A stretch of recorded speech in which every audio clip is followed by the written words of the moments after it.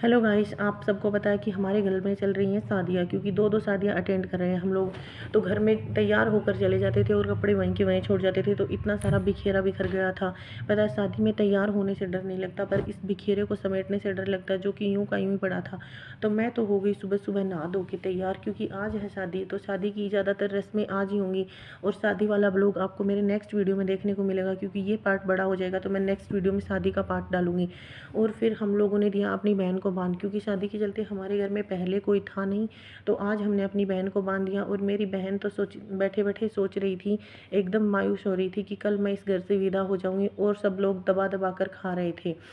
बहन को तो बहुत दुख हो रहा था कि मैं तो कल इस घर से चली जाऊंगी, क्योंकि ये तो सबको ही होता है भाई, अपने घर से जाने का दुख। फिर मम्मी ने मेरी बहन को तिलक लगाया, और जो बांध की रस्में होती हैं वो रस्में की। और फिर इधर बुआ जी लोगों ने गीत गा रहे थे, और मम्मी बहन की रस्म करे जा रही थी। फिर हम लोग अपनी बहन की सारी रस्में होने के बाद उसको घर तक छोड़ के आए, और घर पर छोड़ के आने के बाद हुई झोल डालने की रस्म, जो कि दीदी और भैया लोग कर रहे थे।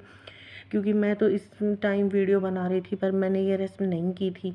और इधर गुड़िया को देखो, ये मेरी बहन की लड़की है, मिट्टी खाई जा रही थी, पर बोल रही थी नहीं मिट्टी नहीं खा रही हूँ, और कैसे तेवर दिखा रही है भाई, बच्चे मन के सच्चे, खुद ही मस्ती से खेल रही थी। और फिर इधर देखा तो भाभी लोग मतलब मेरी बहन को पीठी लगा रहे थे, और इतना मसल मसल के लगा रहे थे जैसे अभी गोरा कर देंगे, वैसे वो ऑलरेडी पहले से गोरी है।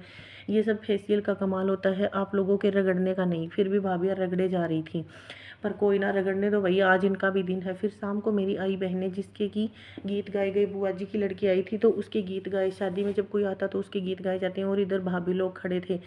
फिर मामा जी ने अपनी भांजी को चौकी से उतारा, और चौकी के नीचे जो दो सराइयाँ रखी रहती है ना, उस पर पैर रख के उनको बड़ा किया जाता है, दोनों सराइयों को। और उन सराइयों को बड़ा करने के बाद भांजी को नेक देकर गोद में उठाकर भांजी को मामा देवी देवता के कमरे तक लेके जाता है। ये वाली रस्म किस किस के यहाँ पे होती है, कमेंट में ज़रूर बताना।